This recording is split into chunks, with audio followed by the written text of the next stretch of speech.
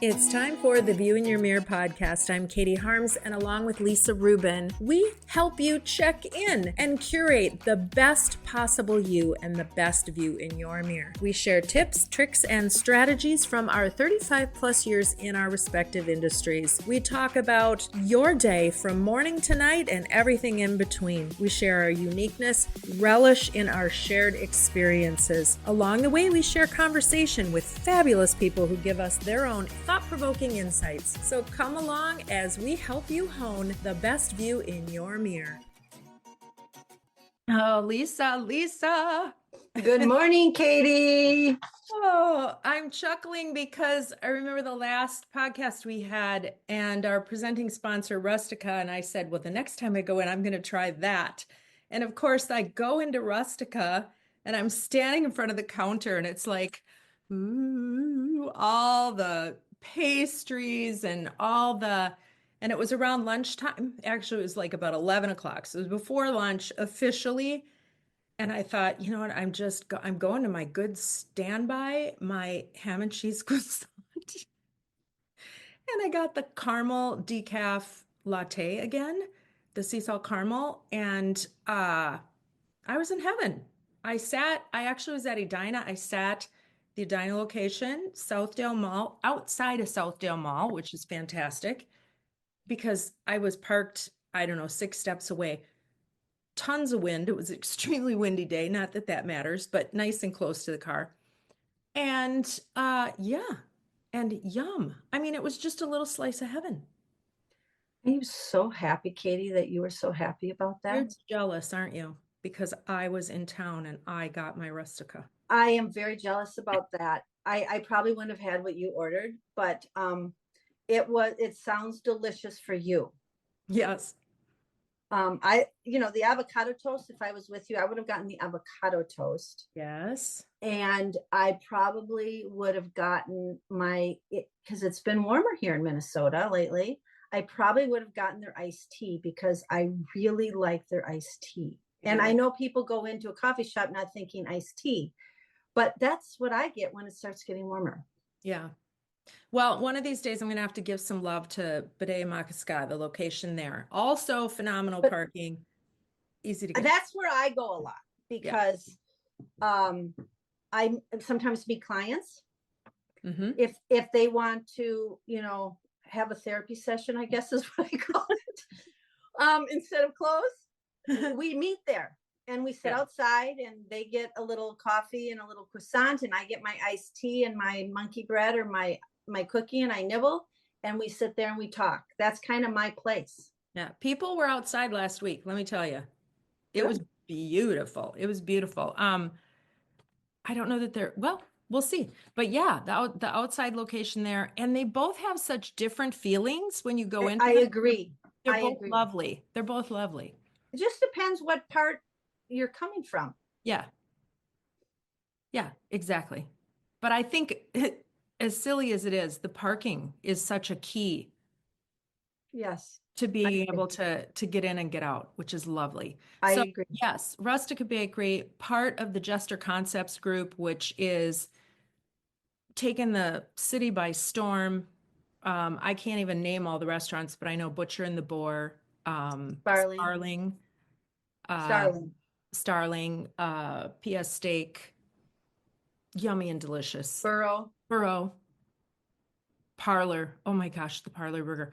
All right, we could go on. I could wax about Jester Concepts for hours, but I won't.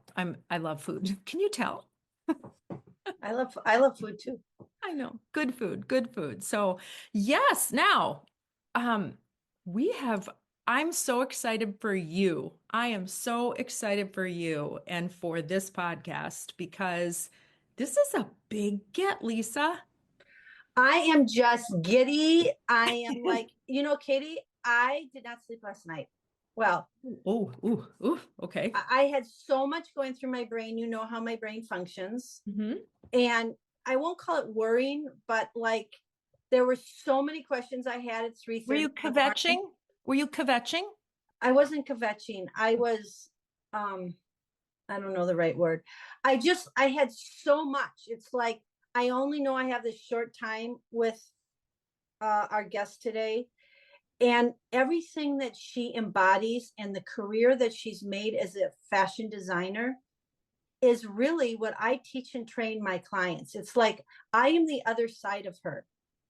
And I always said that if I had the time and I lived maybe in a different place, because grew up in Minnesota, if I had to design a line, it would really represent a lot of what she's doing. And who is and she? has done. And who is I she, know, I keep Lisa? not telling This you. is, you are doing a really good job of So we have bringing us today along. Maria Pinto on, Yes. and she is a fashion designer. Fashion futurist. A fashion futurist. I love that absolutely a term. premier designer. I love that she calls herself a fashion futurist. Yeah. And Maria Pinto, she offers a collection of timeless, ready-to-wear garments for sophisticated, stylish women. Maria's desire to make fashion that empowers women to feel chic and confident from day to night fueled the creation of her brand. Her deconstructed couture, which we're going to talk about, method allows her to provide the style, fit, and construction of a luxury couture with the comfort and function women need and desire every single day. And all of those words are exactly what her clothing is. Her clothing is 100% washable. It's sustainable. It's made in the United States. It has no hems.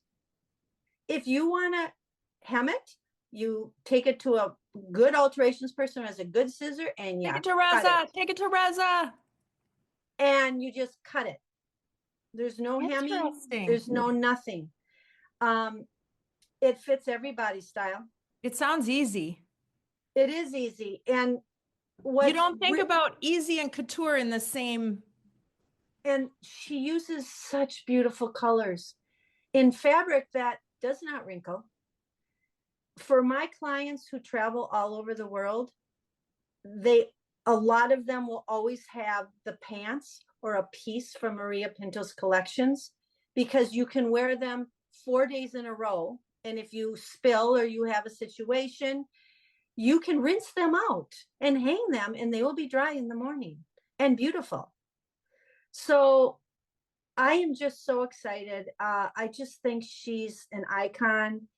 I love her coolness, her intelligence, and that she always wants to make sure women are the best versions of themselves. And she says that. I say that all the time, but so does she.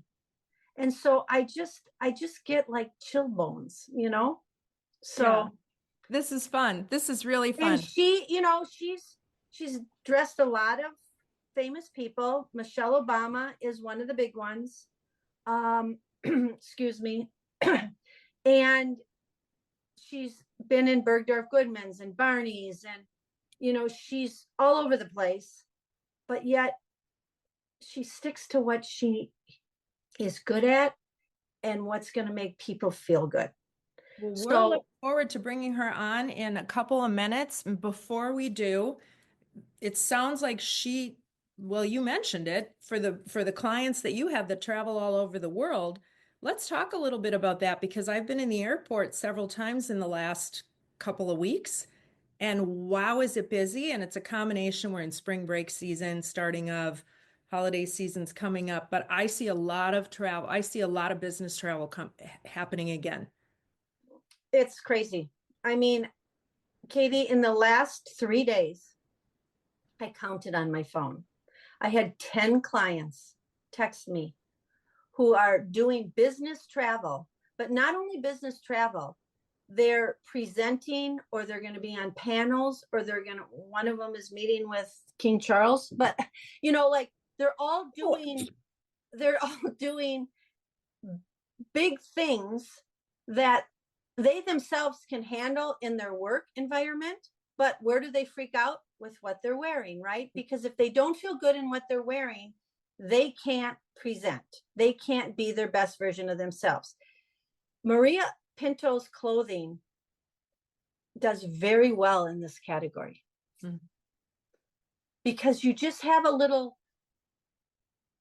chicness, a little, let's not use the word seductive, but she uses that word a lot. You just kind of have a little kick in your step, but Mhm. yet you're not sexy. You're still in your zone, you know, making sure that you can pack a jacket or a blazer. And hers, you know, I'm a big fan of rolling. Everything I roll, everything is rolled up in my suitcase with the Ziploc bag or the packing bag or the, you know, you can do that with all her clothes. That's fantastic. I have a question because I feel like this is what happens. I feel like you can feel like you've got your wardrobe all put together, but then something happens, you have an opportunity to speak, you do something, you're busy with your life, you think you're set, and you go into your closet and you're like, "Oh my gosh, I'm missing this piece. In my mind, I was going to put this together and all that." So what's your strategy for somebody? And is that what you get called on the freak out is, "Oh my God, I'm not feeling comfortable in anything." And then you're talking them through because you pretty much know all your clients' closets. I do. It depends. It depends how long they've been with me. Because if it's a client that's been with me for a while, I give myself a bad grade if I can't find it in their closet.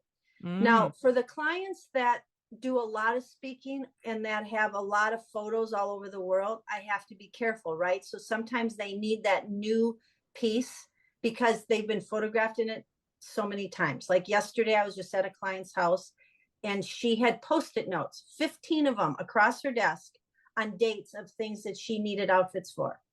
And she was, and I'm like, no, no, no, no, no. We're going back in your closet. And I did the outfits, but she's like, no, Lisa, I wore that 8 years ago to the same thing, to the da da da da da da. So that's when we need to just throw in a few fresh pieces. But if you have a solid wardrobe, you just redo the puzzle. Mm-hmm. But that's like why I love her collection, because she'll throw in she throws in new collections every 4 to 6 weeks. Okay, once it's done, except for her basics. That's a fast turn, isn't it? Yeah, we can talk to her about that. But you can then throw in a colored jacket. Sure. You know, then you can wrap a scarf around your neck. Sure. You can do a new piece of jewelry. If you're not being photographed, you can do a cool pair of earrings. So It's a little bit like Granimals for adults. Yeah, that's what I do. But that's what people should be doing if they have a business, or if they need a business wardrobe. Now, of course, they have another life besides business, right? But that doesn't mean we buy business clothes when we buy lifestyle clothes. Have you ever figured out how, okay, 1 hour of time with Lisa? I was thinking about this when I did my Costco delivery the other day.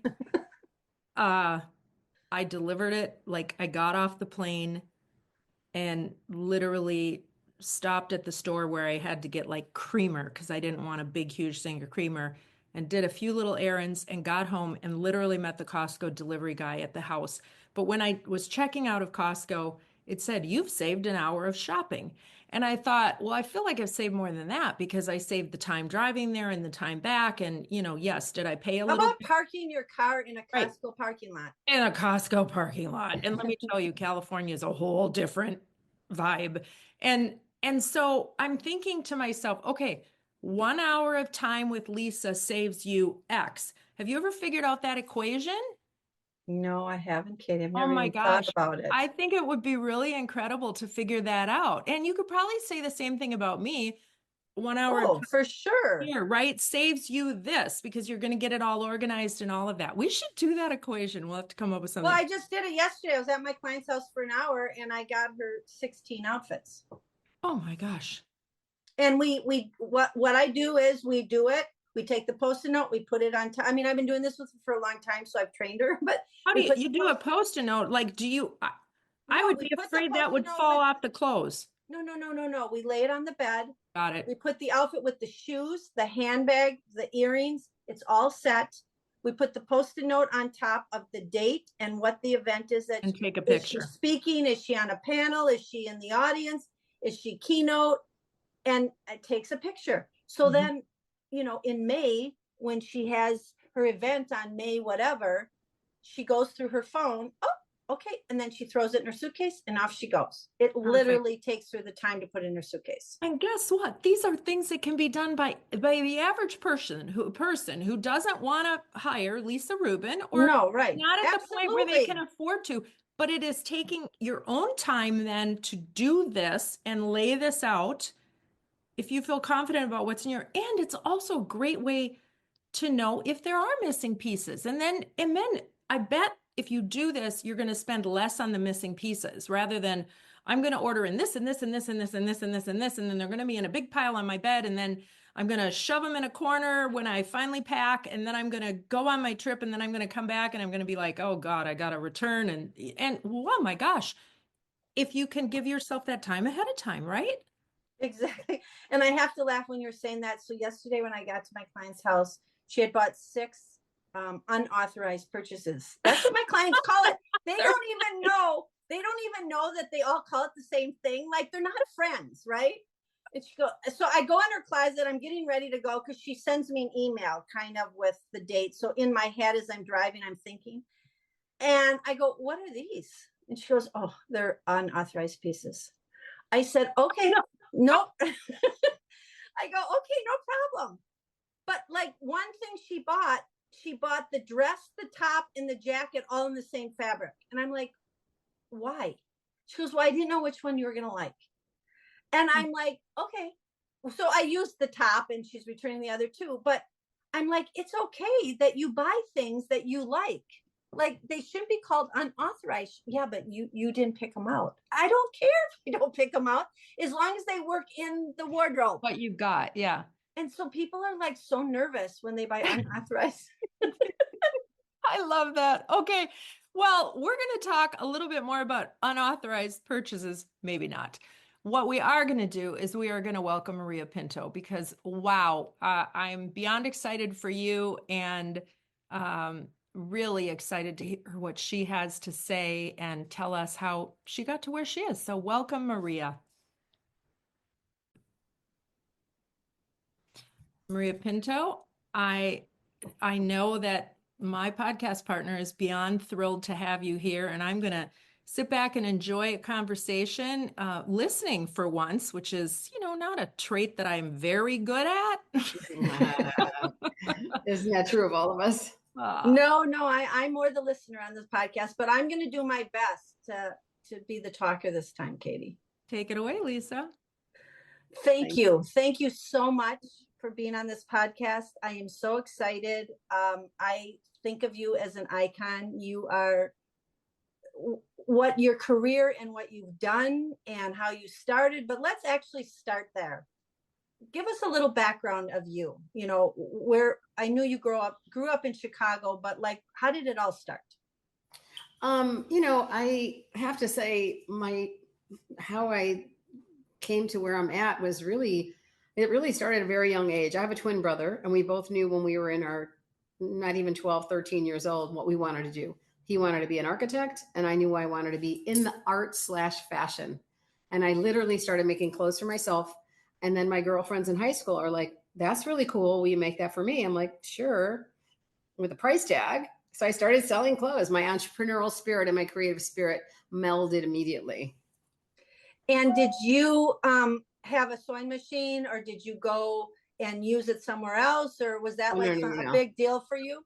No, 8th grade graduation. My mom said, what do you want for your graduation? I said, I want a sewing machine. I took classes at Singer Sewing, and I won all the contests because I'm not too competitive. And I remember making this amazing jumpsuit, and I made the pattern. I don't know where I learned how to do that. I just kind of figured it out. And I made this amazing jumpsuit, and it was kind of the beginning of everything. So do you ever think about that jumpsuit, and does it fold into your collections every so often? Yeah, we have a jumpsuit that came out last year and did really well. We have a new one coming out for resort. So it's always in your DNA, That's great. And he became an architect? Yeah. Still in Chicago? Yep. Fantastic. Yeah. And I know I didn't realize how rare that was. I thought everyone knew what they wanted to be. And then have all the, I started, looking and talking to my friends and even family. And, people go through college educations and still don't know what they really want to do. And I just realized like we were so very, very lucky and to be able to live through doing what we love to do our whole lives. Neither of your parents had that professional, like higher ed architecture, right? No, my mom was a caterist. My dad worked for the city. Neither had that. I mean, I think what was happening around us was my mother's siblings, especially, were all like makers. My uncle, I mean, this goes back. My mom was much older than when we were born. She was 42. My dad was 52. And her siblings were all like makers. One was like my aunt was an amazing baker. My other uncle was an amazing carpenter. I mean, he could build anything.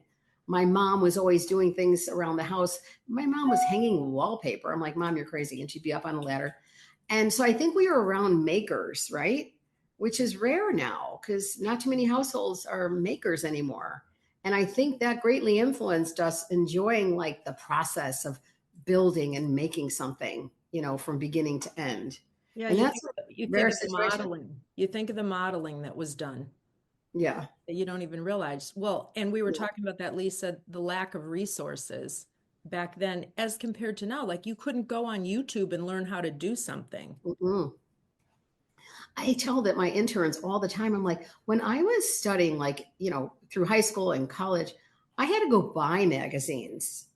I didn't, now you can go online and Vogue Runway. Like you can see the shows while they're happening in Paris and London, New York. To be uninformed now is an embarrassment.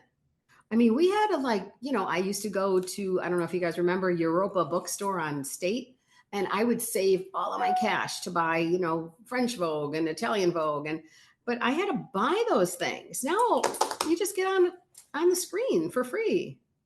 Yeah, no, that's very true. And I don't know if that's a good thing or not a good thing. Like I guess time will tell of the generations, but there was something about going into the bookstore and saving your money to go do something like that and having them in your room and looking at them all the time and then re-looking at them 5 years later. There's something about that. I'm still a big book collector. I have a terrible obsession. I have so many books that I have to have new bookshelves built. I agree. I think what we should be doing is blending all of these things and, take advantage of the opportunity to use online, but then buying a beautiful book that you look at and study and, learn from. And to your point, I mean, I pull my books out constantly. Like I'll think of something, I'm going to go back to this particular artist. It's a reference, it's an inspiration. So it should be a balance. Like it's great that we have choices and different paths to learn from or be inspired by. Are you an organized person? Ridiculous. I'm like, I have major ADD. I'm always, my team knows too. Like we just recruited 3 new people because happy to say we're growing. And they're like, oh my God, I love you. The work, not just my home, but my workspace. Like everything has to be organized. Everything's labeled. I don't like things like, okay, I don't want to think about where something is. It should be labeled. We all know where it's at. Like we're a very well organized team and they know how critically important that is to me. And I'm going to tell you something from witnessing being in your store in Chicago. Mm-hmm. Is like when I go in there, I go in like a ball of fire because my clients aren't with me, right? And I'll go blah, blah, blah, blah, and I'll start spitting out stuff, and they're like, "No problem, I'll be right back. I'll see." And like within a minute, they're back saying, "Yep, we have that. No, we don't. No, we can get this." Like there is a place for everything, and I love that. Well, I mean, it kind of comes back to. I mean, there's no separate thing in these aspects of behavior or order because, one of the things, especially that you're bringing up the store, it's that service experience. And I'm just like shocked. I mean, I've been in the industry since 1991 and I would sell to the best boutiques in the country and even internationally. And service was like amazing. Every store you went into, it was like, or you wouldn't be working there. Now it's like, I don't know too many stores where you actually get really great service. And our customers are always so complimentary, just like you, to say your staff is amazing, because I drill into them product knowledge, understanding the diversity of women's body types, understanding, your style difference. If you two came into the store, what you're wearing, you're telling me something about your style, and that might influence what I'm going to show you. And so I'm trying to train them. 100%. Yes, absolutely. Love that. Thank you for saying that. But your people do that. Yeah, And I know. and it's great, but don't even get me started, because I'm in a lot of stores all over the world. I'm sure. And I have been known to not sometimes be very nice or curt or whatever, but I get so frustrated because I'm here to purchase something, especially if I'm looking for clients, and they're clueless. Like, they don't even see the end result of, yes, I'm bringing you business into the store. Their idea of service is ringing you up at the cash register. Yep. And they don't even give you eye contact. No, it's sad.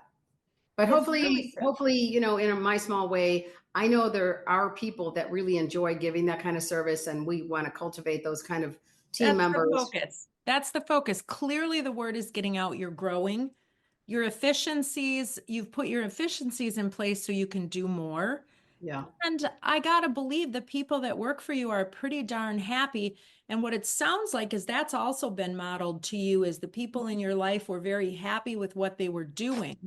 Here's the question. Who believed in you?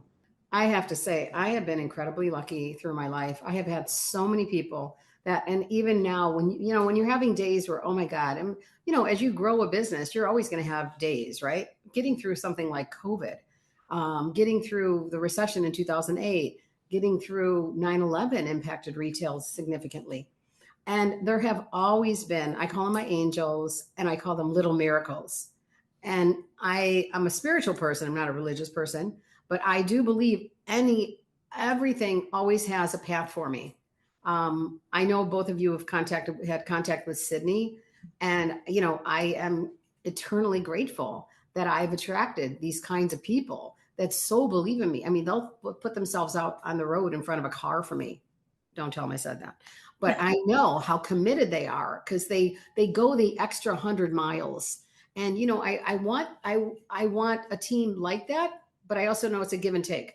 So I'm trying to always give back to them, building a company that gives them, first of all, we all want to be part of something that we can be proud of, right? And so I want to build a company that they feel has value to be on their resume, to be proud of when they go out and introduce themselves and say, I work here. The only way you can scale is to have people that are willing to go the 1,000 miles, not the 1 mile. It's like, we got to go, like we're doing a pop-up in DC in 2 weeks. And I'm telling you, ladies, we are going to come back dog tired, but that's what you do. It's a 2-week run. It's a marathon. It's not a sprint. And they're all game, and like, they're all excited. They're like, we've been planning this for 6 months. And now they're like, I ran into one of them at the coffee shop today, and she said, I'm really excited because, we've been talking about it for so long, and I'm really excited that it's really here.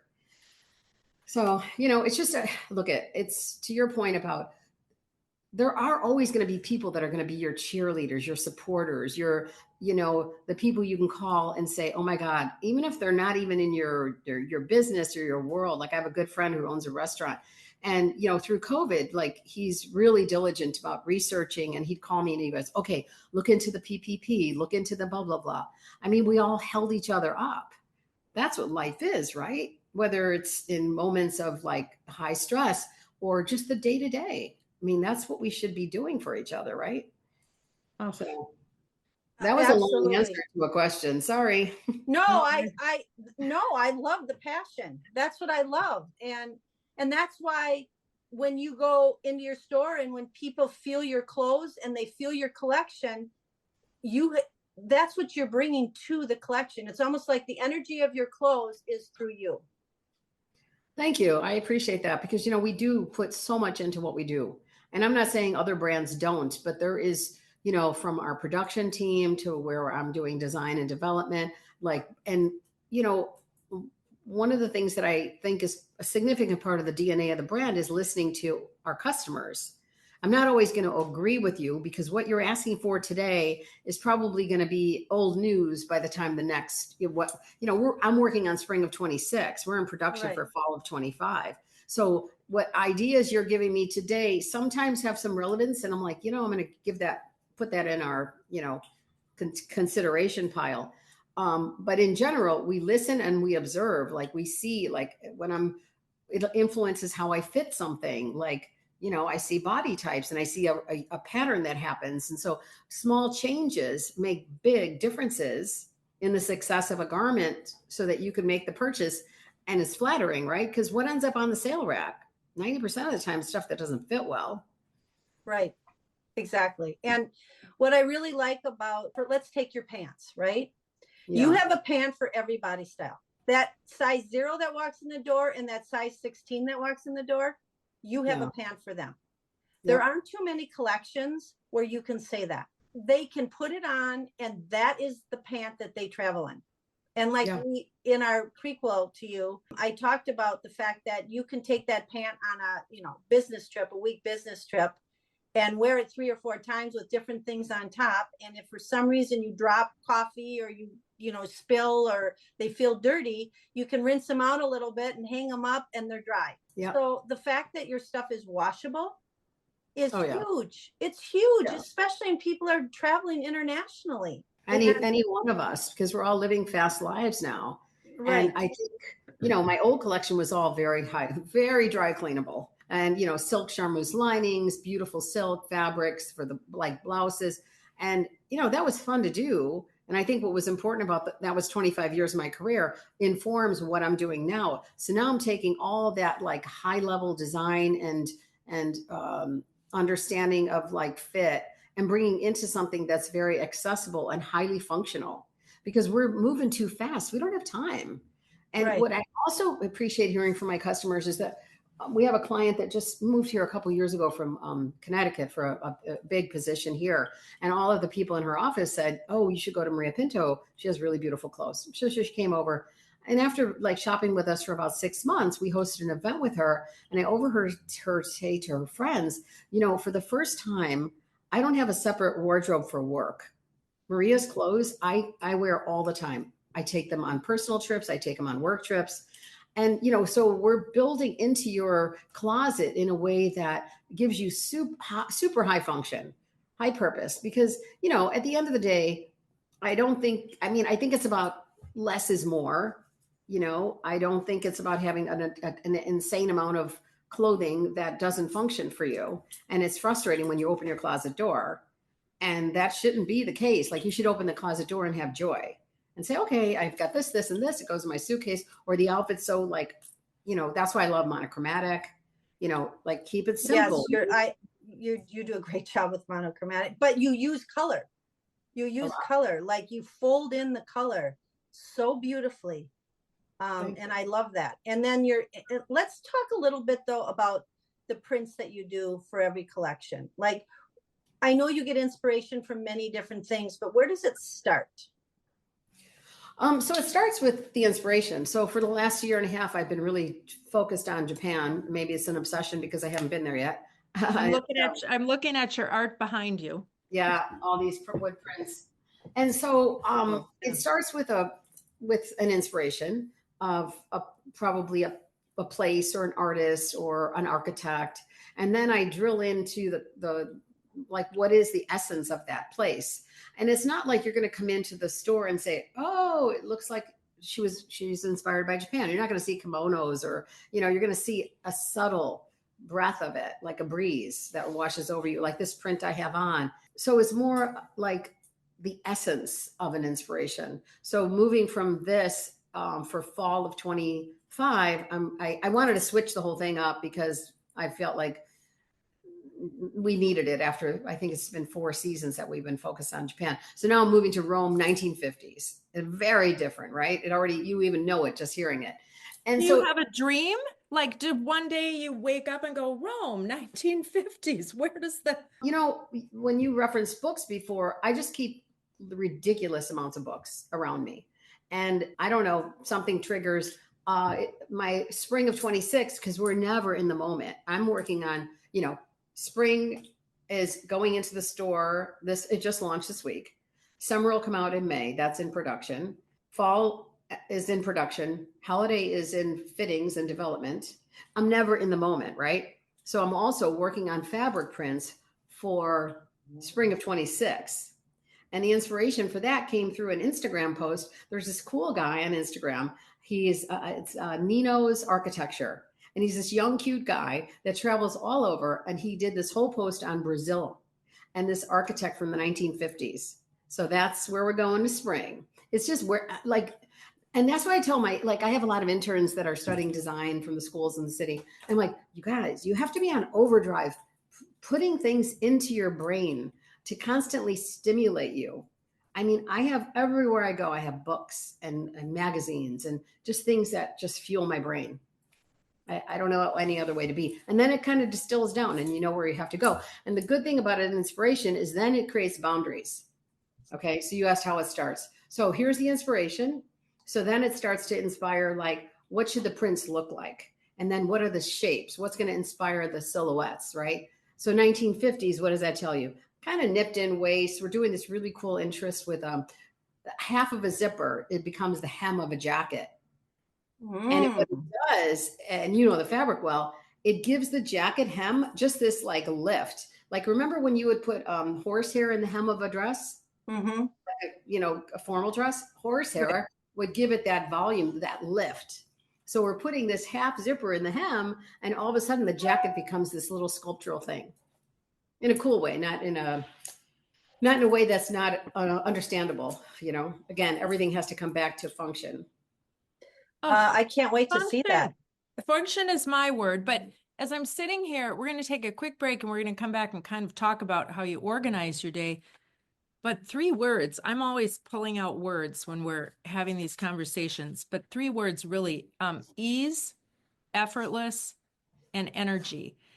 And I'll just tell you really quickly, I think the energy is what you bring and the people you attract. And it's interesting you mentioned Sydney because I didn't talk to Sydney. We just communicated via email. But I always felt this energy every time I got an email from Sydney. It came through that it was just this really bright, positive. Yeah. You guys, I can't tell you. I'm already getting. I know. I just got goosebumps. I'm the luckiest person in the world because this woman came on in 2019 as a freelancer in December. Wow. What happened in 2020, March, right? So she agreed to go full-time in January, and then COVID hit. And we went from 25 employees to 3.5. And it was incredible to have her as a partner and her enthusiasm. And she comes from no retail or no fashion background. And so then she would start working in the store and slow sellers were selling. And I'm like, what did you do? She goes, I just listen to what you say about your inspiration. I had these dresses that were 2 circles and they were not selling because on the hanger, they didn't say too much. And she'd be she'd tell him the story about how what I was inspired by. And she said, just try it on, just you're here. It doesn't cost you anything. And boom, they were selling like crazy. It's called passion. And I want to clone her. That's all I can say. Amazing. Does she go into your stores or does she just work in your offices? Oh no, the store reports to her and she runs the pop-ups. She's kind of a little bit everywhere. We're building a team under her. She's very involved in the website as well, not just understanding the product, doing all the product pages. Now she has a team that's doing that for her. And she's involved deeply in the customer journey and she's a sponge. The brain doesn't stop. And then she comes back because, like I said to you, we listen to you. I may not be in the room hearing it, but I hear it. Sydney will be whenever we do events in the store, Sydney's usually there. I'll stop in and do a talk, but then I leave. And then she'll come back in the next day and she's like, wow, everyone loved that new style. Or, you should check the fit on this. She brings all that data back. Amazing. Yeah. Well, good people attract good people. I like to think that's true. I think it's absolutely true. And we will return in a moment with more with Maria Pinto. You are invited to make your way to a beautifully inventive and delightful store in the Galleria called Sweet Ivy. Becky Leffler's inspiration for the store comes from her vacations in Marco Island, where she relished in the sensory delights, intoxicating aromas, vivid colors, and exquisite products in the local gift shops. She has gone on to curate a beautiful selection of apparel, shoes, accessories, and gifts born of her love for unique products and her unwavering belief in her vision, brought to life and cared for by a fabulous staff. Feminine, chic, pieces that will elevate and stay in your wardrobe for years to come. Brands like Tyler Bow from Rhode Island, Spartina 449, and Magic Pants by Lise. Not to be forgotten is Littles by Sweet Ivy, their predominantly children's store and home to Barefoot Dreams, which you need to experience. Give yourself the gift of this store in the Galleria. Shop Sweet Ivy. ShopSweetIvy.com. So Maria, let's start by talking about what you talked about in your TEDx talk that you just had about fashion is destructive to seductive. And then I'm going to let you take it from there. Thank you for bringing that up, because that was an unbelievable journey. I was asked to do this in like December of last year, and it was like a rigorous 6-month project. And it started with, the theme was going to be sustainability. But I was like struggling with that idea, because I'm like, that's such an like there's so much being talked about, but how do I bring it back in a more meaningful way, more personalized way, so to speak? And literally one night I got up during the night and I was keeping this Google Doc, and I wrote the words seductive and destructive. I had no idea where they came from. I never talked about it prior to that. And then I got with my mentor from the TED Talk team, and he said, "What is that?" And I said, I was just like, this thing came over me, and I realized, like, I love fashion, and it's seductive. It's the beauty of it.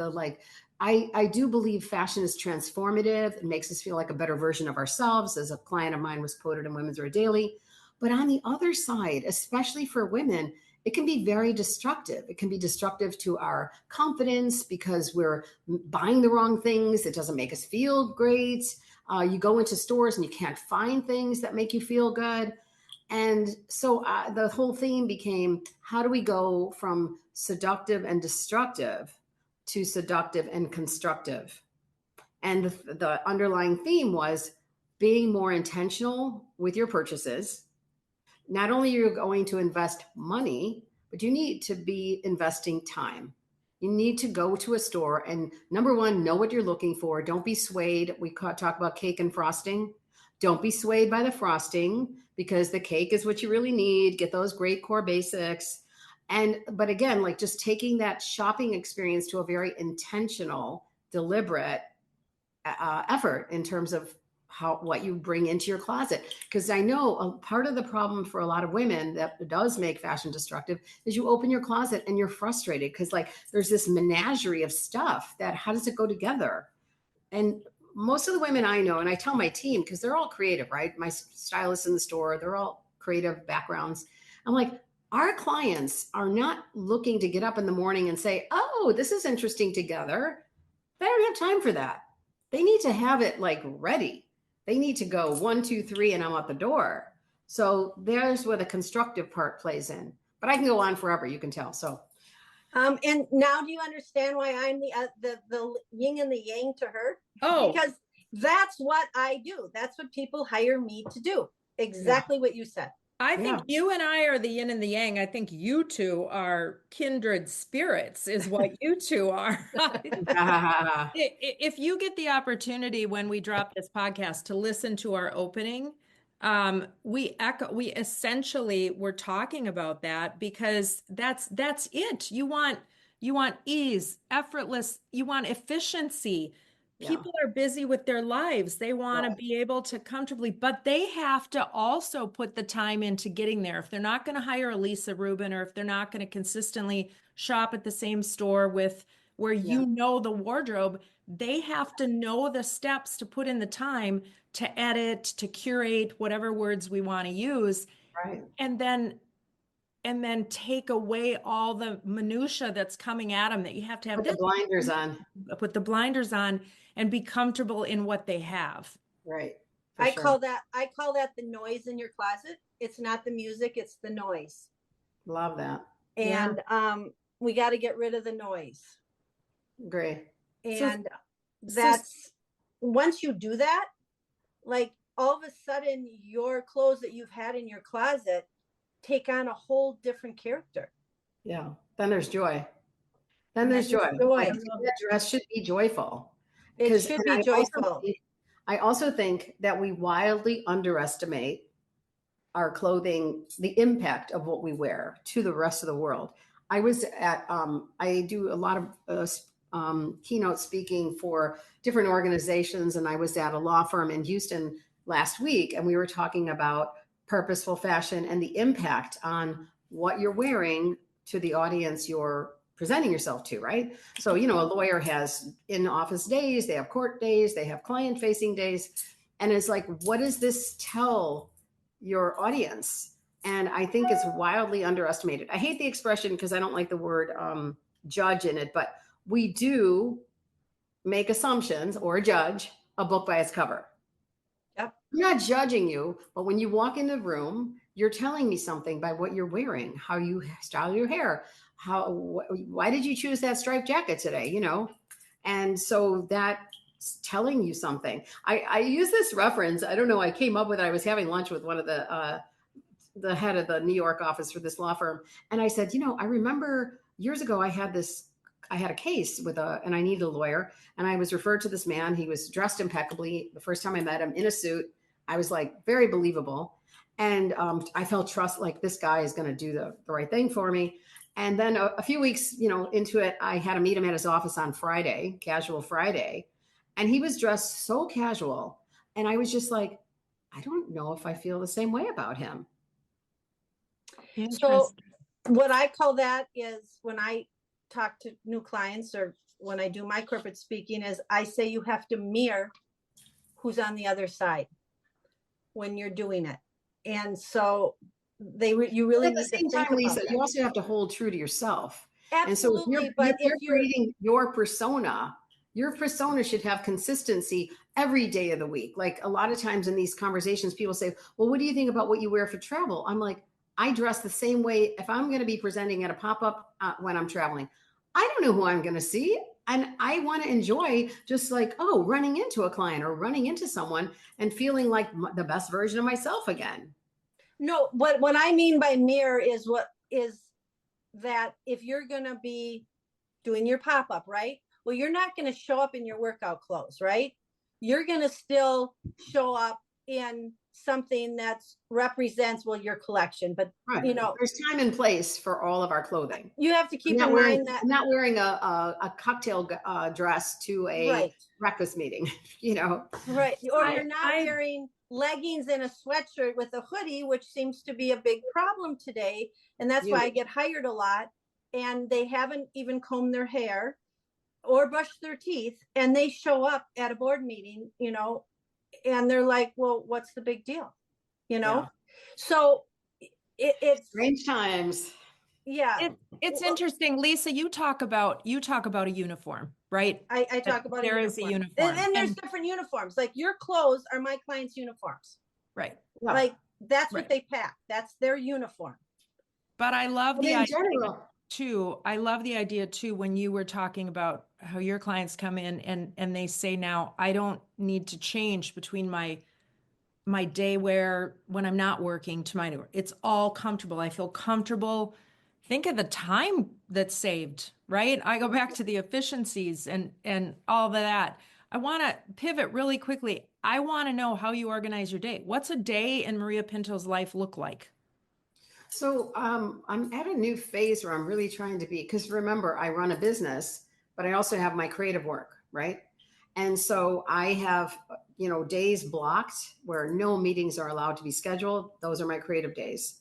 And then I have other days where it's just like back to back, like today is like back to back. And, so I try to be very deliberate about meeting days and then work days and creative days. So how does your day start? You're up in the morning. Meditation, workout.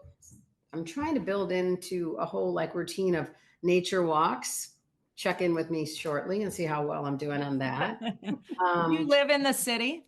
Yes. Yeah, for sure. Okay. So yeah, I like having, I think routine around your day is super important, because if you don't create routine, it's so easy to not take care of, especially yourself, right? Because you're going to take care of work no matter what. I'm answering those emails because we work with a lot of companies in Europe. And so my inbox is already full at 3 a.m., much less 5 a.m. And so I try to make a discipline of like not looking at my emails until 7 and using from 5 to 7 for myself. And then I'll start the day. So, like it's really comes down to discipline and blocking and routine. Because the more you have routine, it's like, I find it really interesting. I read this article about when you're trying to create a routine, attach it to something that's already a routine. And it's like a building block. Say more. So if you have a routine of, so my first thing in the morning, I have this new routine of I've been trying to look at a lot of things that are body work related, but that are not typical. And I have this morning routine. You're not even out of bed, and you do 15 minutes of these stretches. Most of it's over the edge of the bed. It's kind of crazy. I'm not going to go into it, but I now like, okay, the alarm goes off. That's the first thing I do, because the alarm goes off, and that's my signal to remember to do that. You brush your teeth. What do you do after that? I put on fragrance, or like whatever if you're trying to create a new routine, attach it to something that's very already fixed in your schedule. And it seems to work well.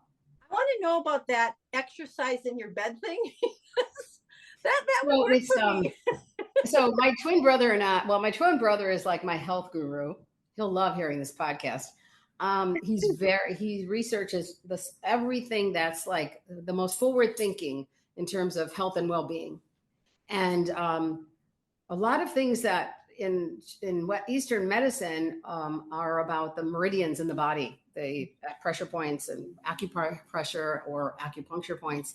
And the stretching is this thing where you lay over the bed with your shoulders out, your head is hanging over, and you bring your arms over your head and you hang there. And it stretches and opens up your whole body, and it opens up the lines of the meridians in the body. So energy fields. And I feel amazing. I've been doing it for about 3 weeks now. But again, it's attaching new routines to existing, new things that you want to create a routine to an existing routine. It helps you remember it. And starting slowly, because if it's like right the beginning of the year when everybody says, I'm going back to the gym. And then, 2 weeks into it and they're not. But if you're starting that stretch and you can build on that stretch with more stretching and all that. And work's the same thing. Yeah. These kind of patterns and routines, like I have a nice routine with my team. It's like, I don't like to overschedule meetings with my team because like we have work to do, but we do have to have those connects. So I try to make them very deliberate. I tell everyone to come in prepared. You have a half hour. What do you need? What do you want to go over? This is what I need to go over with you. What do you need to go over with me? And then go do your work. If you need to reconnect, great. Let's make that happen. But routine is in every part of our lives, whether it's taking care of our health and well-being or our work life. The more you have routine in work, I find it helps, because then you've got these blocks. I think that you're more productive if you have a routine. Yeah, for sure. I think you also set expectations for yourself and others around you, and you're a very clear communicator. I'm a little direct, so it's said. I like that. I like clear. I have another bad habit. I had a consultant work with me, and he said, I don't know if it's a bad habit, but it's a efficiency habit. So he said, Maria, you do 1 to 6. I'm like, what's 1 to 6? He goes, we're in the meeting. We have an idea. That's 1. And then there's usually going to be 5 to 6 steps to get to the solution. He goes, I watch you and we're not even out of the meeting and you're already at 6. And I'm not saying this is a great, I'm not saying this is a good thing. It's kind of like multitasking. We all know that's not great for brain function. But when you're building a company, you don't have time. And I've learned to process. Like, it's insane how quickly I can process things. And I have to remind myself I am doing that. And I tell my team, number one, I don't want you to do that. I don't want anyone else in the room to have to worry about doing 1 to 6. and because I do 1 to 6, you need to ask a lot of questions to make sure what is my 2 to 5. And no question is a stupid question. The unasked question is a stupid question. And I say, so slow me down and say, okay, I got where you want to go, but what is it to get there? And so it's kind of like, I never realized I was like that. And it's like, I've taught myself to just go, woo, like 1 to 6, I have the solution. And it's usually pretty good, actually.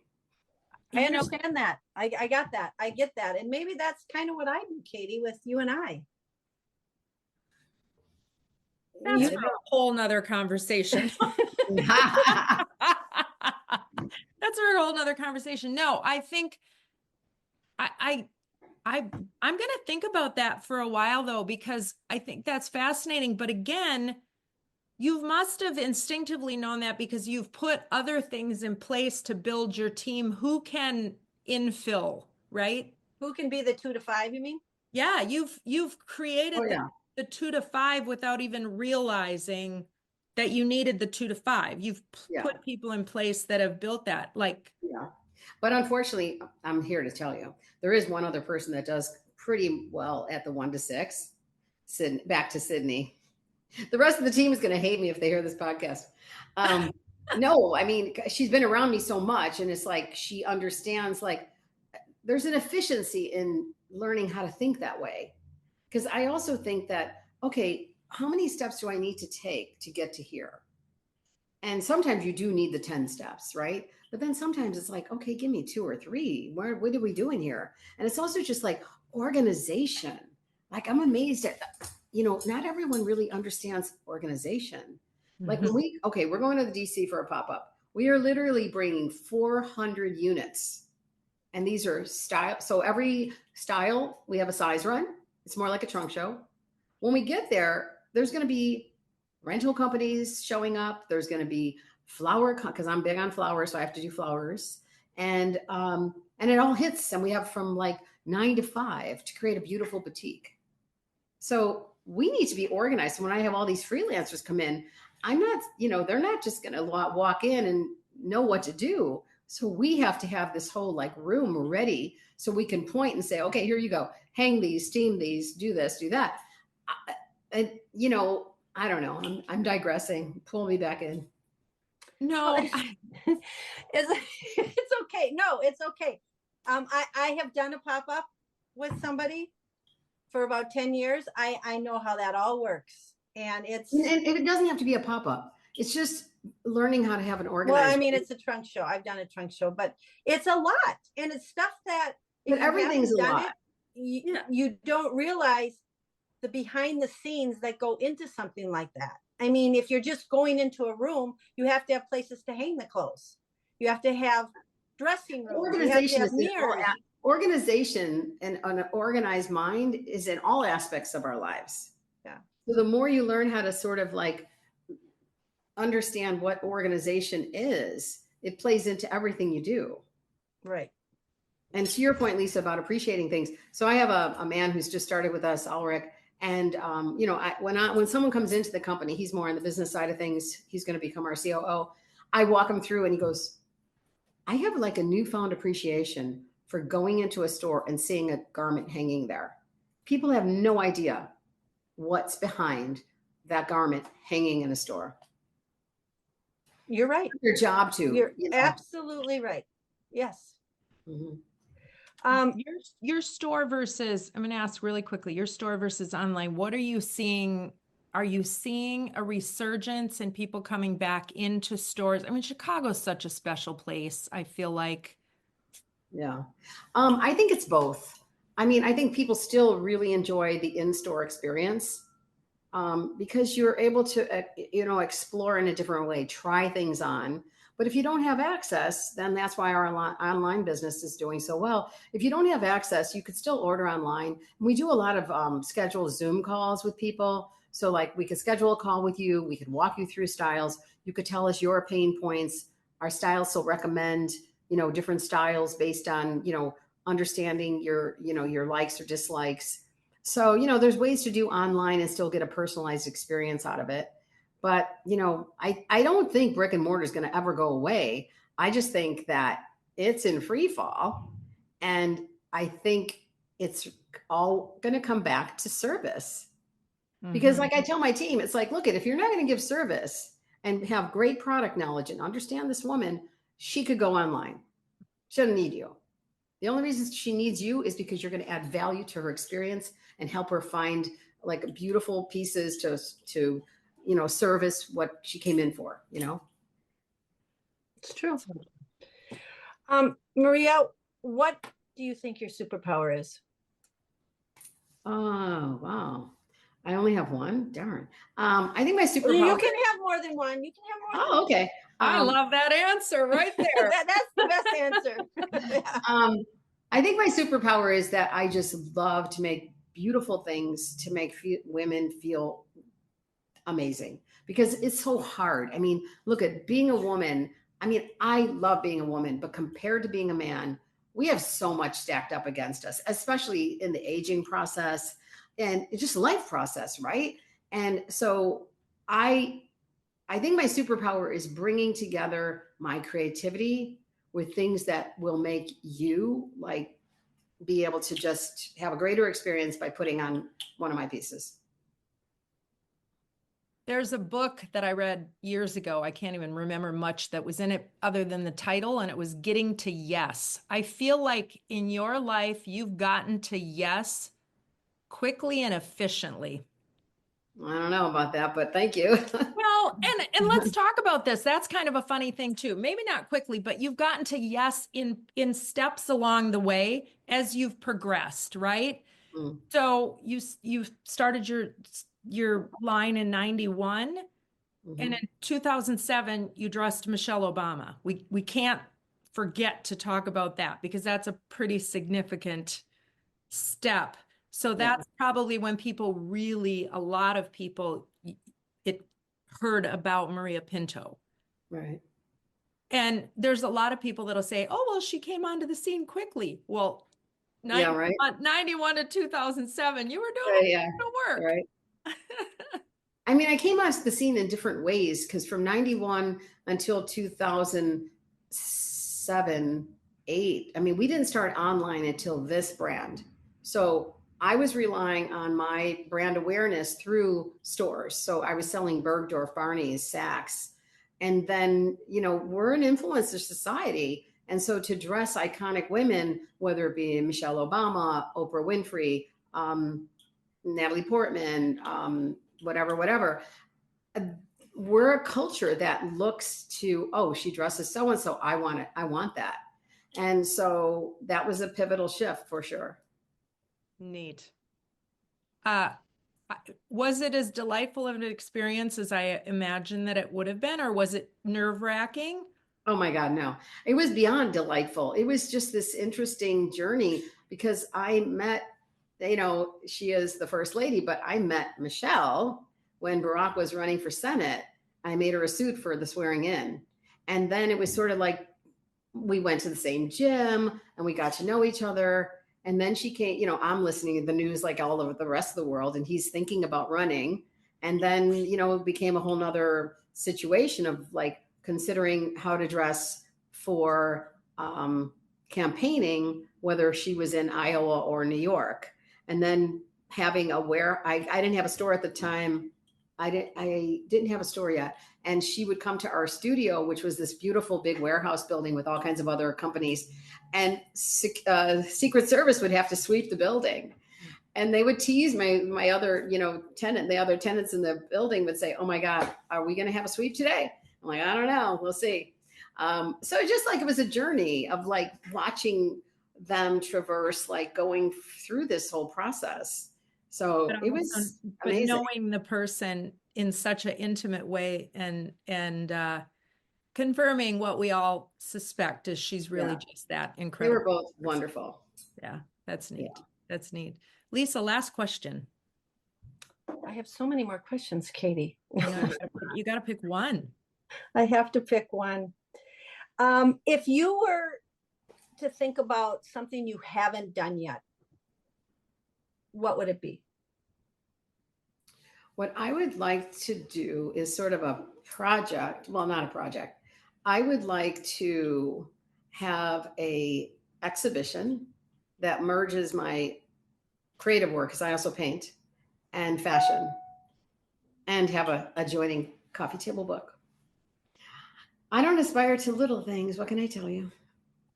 Okay, well, Yeah. can I be invited to that when you decide to do it? Because I think it would be Absolutely. incredible. Everyone will be invited. I'm ready for another trip back to Chicago with you, Lisa. So Maria Pinto's store has to be in there, and maybe Oh a yeah, maybe a coffee or a tea or a glass of wine. you I would don't know. fit I would, her. I You would would love that. fit her stuff very well, Katie. Yeah. Katie's Where 6 do you feet live, tall, Katie? and I'm 5'4". Where do you Yeah, live, Katie? I'm 6 feet tall. I live primarily in the Minneapolis area, and then we have a home in California. So I split time. I did hear that part that you're 6 feet, and what you'll love, and all of our customers love, is our sleeve and pant length. Because I look at it like this: I'm 5'2", 5'3" on a good day. I have to shorten everything, Yeah. and you can't add fabric back on, so you No. will enjoy our pants and our jackets. Women come in and they're like, "But I'm so tall. I know nothing's gonna work," and I'm like, "Come on, try on." I will bet you before too long I will have my first and probably the first of many Maria Pinto pieces in my wardrobe, because I have been following you now on Instagram and looking, I'm like, oh, I love that. I love that. Um, Lisa's helped me build a beautiful wardrobe. I'm surprised there's not anything in there yet. Lisa. I Okay, know. Katie, is this how we're going to end the podcast? No, Woo! we're gonna, you know what, we're gonna talk Wait a about. second, Maria. Okay. To be fair, Yes. Yes, Katie just went on a weight loss journey, that's true. and Katie looks fabulous Thank you. and has lost a lot of weight.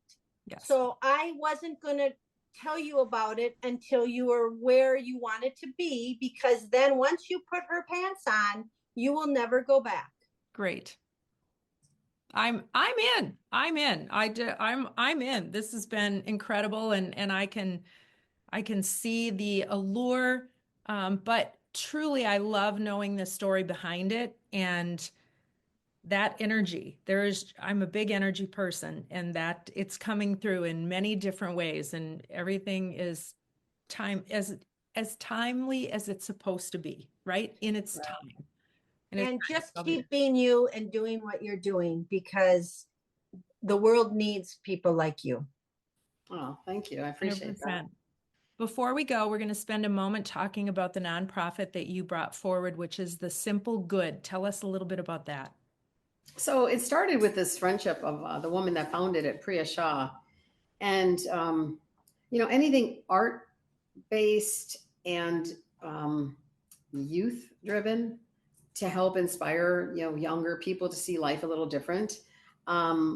So all of those things kind of influenced my interest in getting to know her and her organization. The theme behind it is the meaning of good, and empower youth to become positive activists through art and discussion. And it offers social emotional learning, art programming, and public arts projects to inspire and engage young people.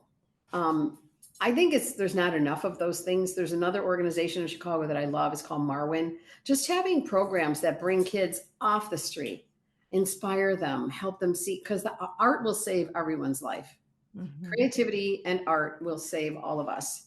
And so I think it's really formidable that she started this, and I try to support her in any way I can. That's fantastic. Thank you. Thesimplegood.org. If people want to get a hold of you, Maria, how do they do that? Well, Sydney Yes. at mariapinto.com. Sydney@mariapinto.com, and also mariapinto.com really gives you such a comprehensive about you, and we tip of an iceberg of all the things that you're involved in. So thank you. I'll let Lisa have last words. No, like I said, thank you. This was wonderful. This was gonna make my month, make my year, and getting the time to talk to you was even better. Well, thank you so much for the opportunity. And I do welcome you both to Chicago. And I would love to have a little meetup. That'd be great. I will let you know for sure. Thank you, thank you, thank you. Finish it up. Lisa, final thoughts. Well, I was excited to have her on, and she was everything and more. and she's great. I mean, I love how she thinks. I love what she does. Um, I love her philosophies, and I love her energy. And it occurs to me as we were talking to her, and her, you know, she has had sustainability. She's been doing this a while, right? And she has evolved almost as she's evolved her line as she's evolved herself, going Yeah. into different things. And it's really fun to see, and looking for effortless ease. And I'm excited to look at her clothes. I really am. You'll like them a lot, Katie. Well, I mean, you can go online and look at them, but you're not going to do anything till I get my hands on you and we do it together. oh, okay. You have thrown that down. Yes, ma'am, is what I say to that. It's a little bit like talking to my mother. Yes, ma'am.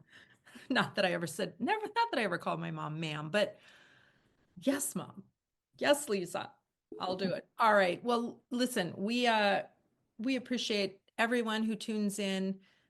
We've had so much fun on this ride, and if you have comments, questions, please reach out. You can find us at theviewinyourmirror.com, and that will lead you to both of our contacts. We are on LinkedIn. We are on Instagram. We're on Facebook. And you can find us on all those platforms, and we thank you so much. Most importantly, and what Maria seems to espouse too, is being the best version of yourself, and that's what we're all about. We want that view in your mirror to reflect the best version of you. And it starts internally, but it is important to feel good on the outside, just as you feel good on the inside. So when you look in that mirror, you know you are the one and only you, and hopefully the best version of you. Until next time.